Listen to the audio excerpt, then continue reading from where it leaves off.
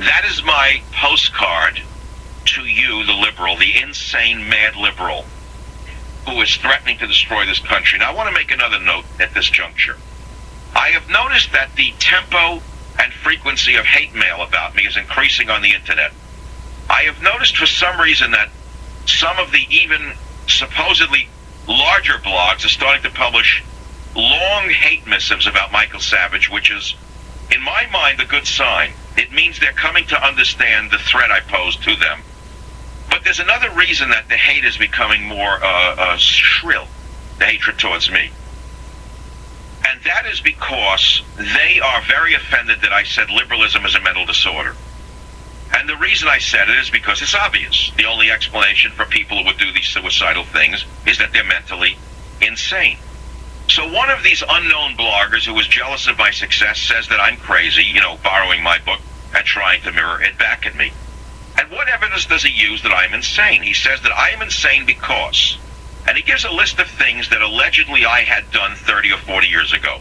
I smoked pot, I hung out with beatnik poets, I did this and I did that. So he says, because I no longer smoke pot and I no longer hang around with beatnik poets, I'm allegedly insane. What he doesn't understand is that he is saying he is insane because he can't grow, he can't develop. I have grown and I have developed, as have tens of millions of other Americans who did many things when they were young and then grew up to understand how self-destructive and how societally destructive these particular endeavors or actions were. That is how life usually progresses. People change as they grow older, as they become wiser. Now, when you have older people in their 40s and 50s who are still behaving as though they are in college, and some of them are quite affluent, that is by all definition the mark of a warped personality, a person who cannot change, who cannot understand that the rhetoric of his youth somehow rings hollow when he is 50 years old, or the behavior of his youth somehow rings insane when he is still conducting himself in that manner when he is 50 years old.